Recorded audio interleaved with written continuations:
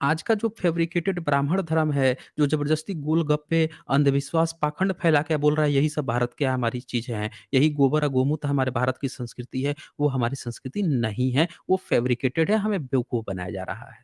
जी, रोहित कुमार जी, आगे आपको कुछ कहना हो तो बोल सकते हैं। जी, जी। सर ये ठीक है, आपने सर ये बता दिया कि ये जो रामायण है वो 9वीं 10वीं में लिखी गई, देवनागरी लिपि में लिखी गई। लेकिन मैं आपसे एक प्रश्न पूछना चाह रहा था कि जो तक्षशिला विश्वविद्यालय जलाया गया था, तो वो शायद ईसा से पूर्व में ही जलाया गया था, मुझे सन तो याद नहीं है कितने वर्ष पहले। लेकिन ये माना जाता है कि जैसे हमारे वेद हैं, वेदों को वैज्ञानिक ग्रंथ माना गया है। उसमें वेदों में जो भी आपको मिलेगा वो विज्ञान से संबंधित चीजें मिलती हैं।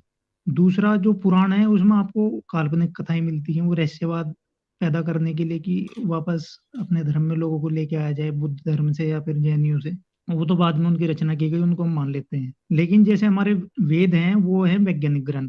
और जो तक्षशिला विश्वविद्यालय शायद ये ईसा से पहले जलाया गया था, सन तो मुझे पता नहीं है।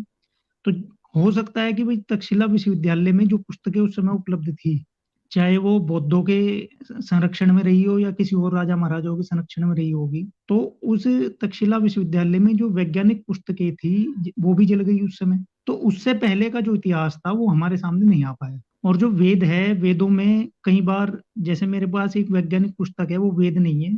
उसमें जिस व्यक्ति ने वो लिखी है, ठीक है जी, उसका पुनर्जन्म हुआ था और 1993 में उनकी मृत्यु हुई। 2.5 साल की जब उनकी उम्र थी, 2.5 साल की उम्र से ही वो जो है संस्कृत के श्लोक बोलते थे। 2.5 साल का बच्चा जिसको पढ़ना मतलब बोलना तक नहीं आता है, ए आ नहीं आता, ABCD नहीं आती, तो पहले तो उनका जन्म हुआ था यहाँ पे मेरठ के आसपास।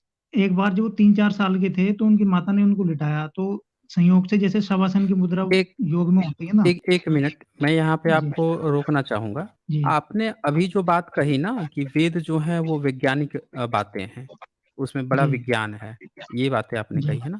तो हम लोग जी, पहले उस पे चर्चा कर लेते हैं ना कि उसमें कितना विज्ञान है। ये जो दूसरी बात आपने कहा कि पुनर्जन्म और किसने पर पुनर्जन्म लिया, ये दूसरा मैटर हो जाएगा। तो मुझे लगता है कि नहीं पहले ये जो है मुझे ऐसा लगता है कि पहले जो आपने वेद में जो विज्ञान की बातें कही है, उस पे पहले थोड़ी-सी चर्चा कर लेते हैं, फिर हम आपकी बातों को देखे लेंगे। आपने जो वेद की बात कही ना कि वो वेद उसको विज्ञान ग्रंथ माना गया है। देखिए, वेद को किसी ने विज्ञान ग्रंथ नहीं माना है। अगर जो कोई अनपढ़ लोग होते हैं, जिनको नहीं पता होता है, जिनको जैसे एक गाँव में एक व्यक्ति था, उसको एबीसीडी आता था। तो लोग समझते थे कि इसको इंग्लिश आती है। अब हुआ क्या कि गाँव में एक अंग्रेज़ आया, तो अंग्रेज़ आया तो उसकी बात कोई समझ नहीं पा रहा था। जब कोई नहीं समझ पा रहा था, तो लोगों ने कहा कि हमारे गाँव में एक ही व्यक्ति आपकी बात समझ सकता है और वो कौन है? तब भैया वही इंग्लिश समझ सकता है, उसको बुलाया गया। अब अंग्रेज़ ने उसको बोला, उसको पूछा व्हाट इज़ योर नेम? तो उसको क्या आता था? बोल रहा है एबीसी। उसने पूछा कि वेयर डू यू लिव? तो वो कह रहा है कि सीडीईएफ। ऐसे ही बोलते गया, पूछते गया, बोलते गया।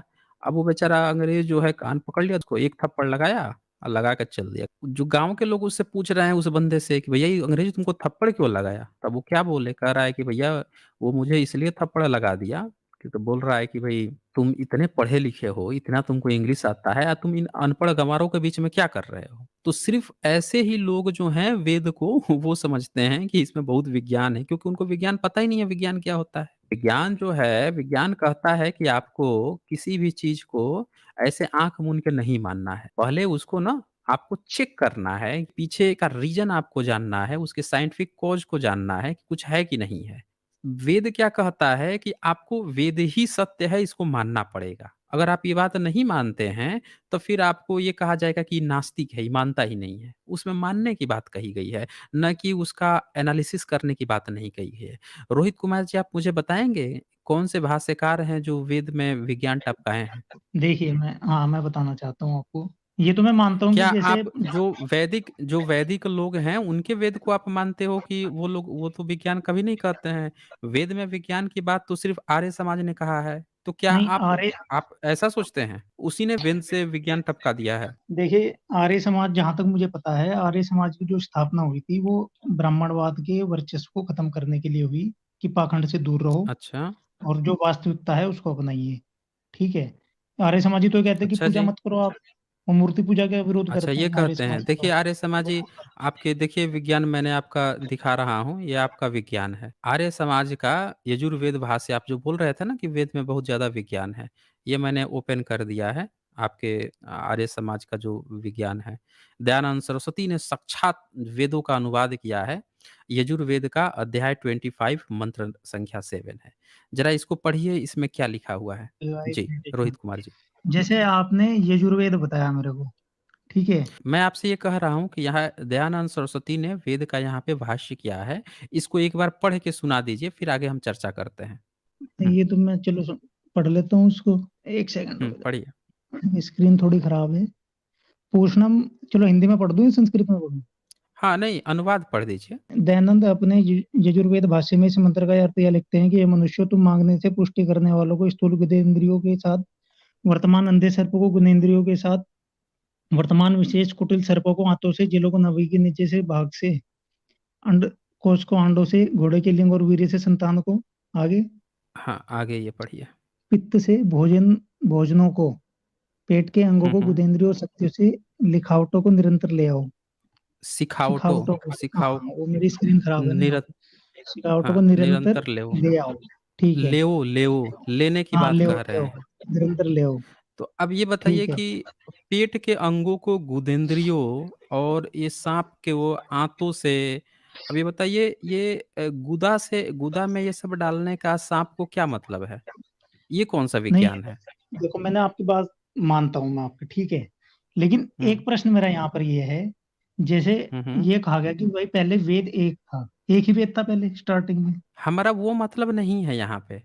आपने कहा कि वेद में विज्ञान है और जो वेद में विज्ञान जो निकाला है, आर्य समाज ने ही निकाला है। बाकी के जो अपने को जो टनाटनी लोग कहते हैं, उन्होंने कभी वेद में विज्ञान की चर्चा नहीं की है। सबसे ज़्यादा जो वेद में विज्ञान की चर्चा की है, आर्य समाज ने की है। यहाँ पे वो कह दिया कि इसमें विज्ञान है और जो सबसे वैज्ञानिक जो बताते हैं, वही वैज्ञानिक की मैंने किताब खोल दी। अब यहाँ पे ये बंदा जो है, ये साफ-साफ ये बात कह रहा है, ये देख लीजिए आप यहाँ पे। कह रहे हैं कि अंडकोश को आंडों से, घोड़े के लिंग और वीर्य के से संतान को अपने गुदेंद्रिय में लेने की बोल रहे हैं। ऊपर लिख रहे हैं स्थूल गुदेंद्रियों के साथ वर्तमान, अंधे सर्पों को गुदेंद्रियों के साथ। अब बताइए अंधा सर्प है, अंधा कुटिल साँप है, उसको अपने गुदे में लेने का, ये देखिए गुदेंद्रियों के साथ वर्तमान विशेष कुटिल सर्पों को आँतों से। अब आँत तक लेना है गुदेंद्रिय के माध्यम से। ये कौन-सा विज्ञान है वेद का, मैं नहीं समझ पा रहा हूँ। मैं ये चर्चा चाहता हूँ कि इसका अनुवाद करके जो सबसे बड़े वेद के वैज्ञानिक हैं दयानंद सरस्वती, उन्होंने ये निकाला है। मैं ये जानना चाहता हूँ कि कौन-सा विज्ञान है, ताकि सब लोग यहाँ पब्लिक जितनी देख रही है, इनको भी नहीं समझ में आता है। तो हम लोग आपसे चाहते हैं कि बताएँ कि वेद में कितना विज्ञान है। आपने कहा ना कि वेद को सब लोग वैज्ञानिक समझते हैं, वैज्ञानिक चीज़ समझते हैं, विज्ञान सारा इसी से निकला है और ये वैज्ञानिक इसको मानते हैं। तो मैं वही जानना चाह रहा हूँ, ये कौन-सा विज्ञान है? क्या आपने कभी अपने गुदेंद्रिय के माध्यम से किसी अंधे कुटिल सर्प को लिया है? या अंडकोश के अंडों से या घोड़े के लिंग को कभी अपने गुदेंद्रिय में लिया है और वीर्य से कभी ऐसे लिया है? मैं ये जानना चाहता हूँ ताकि ये पब्लिक भी इस विज्ञान को समझ सके। जी, रोहित कुमार जी। जी, जी। देखिए सर, आपने इनकी एक पुस्तक दिखाई कि भैया जो आर्य समाज ने ही वेद को लेकर के आए, ये बात सत्य नहीं है। ऐसा कोई नहीं था बात कि नहीं, आर्य हमारा वो समाज मुद्दा ने, नहीं हाँ, है। 1 मिनट, हमारा वो मुद्दा नहीं है। हमारा ये कतई भी मुद्दा नहीं है कौन लाया, कौन ले गया। हमने आपको वेद का भाष्य दिखाया है, इसलिए दिखाया मैंने, जो लोग वेद से विज्ञान बताते हैं। दयानंद सरस्वती एक ऐसे व्यक्ति थे जिन्होंने इंद्र को, बाकी सब लोग देवता मानते थे, उन्होंने कहा कि नहीं, इंद्र का मतलब बिजली होता है। हमारा वेद जो है बिजली की बात कर रहा है। वो विद्युत की बात कर रहा है, क्योंकि उनके समय में इलेक्ट्रिसिटी का आविष्कार हो चुका था। तो ये सबसे बड़े वैज्ञानिक थे वेद से विज्ञान टपकाने वाले। मैं उन्हीं का दिखाया हूँ ताकि आपको ऐसा संदेह ना रह जाए कि भई आपने किसी दूसरे का भाष्य दिखा दिया। आपने कहा ना कि ये वैज्ञानिक है, वेद से विज्ञान टपकता है। तो मैंने सबसे बड़े वैज्ञानिक जो वेद से विज्ञान टपकाए हैं, उनका मैंने दिखाया है। आप ये बताइए कि इसका अर्थ ये पढ़ के, ये बिल्कुल ऑथेंटिक है, यही चीज़ लिखा हुआ है। इसको पढ़ के क्या आपको लगता है कि ऐसा कोई करने से ये विज्ञान की बात कर रहे हैं? क्या साइंस कभी कहता है कि अपने गुदे से आप घोड़े का लिंग अपने अंदर लीजिए या अपने गुदे में आप जो है अंधा कुटिल साँप जो है उसको ले जाइए, आँतों तक लेकर जाइए? ऐसा कभी साइंस कहता है? मैं आपसे ये जानना चाहता हूँ सिर्फ़। जी, रोहित कुमार। जी, जी। देखिए, देखो आप कह रहे हो कि भैया जो दयानंद सरस्वती है वो सबसे बड़े वैज्ञानिक है, ये तो मैं मानता नहीं हूँ। ठीक है जी। मत दूसरा मानिए, ये कोई है बात कि नहीं। आप हाँ, इसका अर्थ ठीक है। बताइए। ये जो नहीं, यहाँ पे लिखा हुआ है, ये 1 मिनट, 1 मिनट। यहाँ पे जो अनुवाद दिया गया है, ये जो अनुवाद दिया गया है, जो सबसे बड़े वेद से विज्ञान टपकाने वाले लोग हैं, उन्होंने इसका अनुवाद किया हुआ है। मैं आपसे ये जानना चाहता हूँ कि अगर ये किस तरह से वैज्ञानिक है, ये श्लोक का अर्थ जो है किस तरह से वैज्ञानिक है, या ये श्लोक जो है कैसे वैज्ञानिक है, वो आप मुझे बताइए।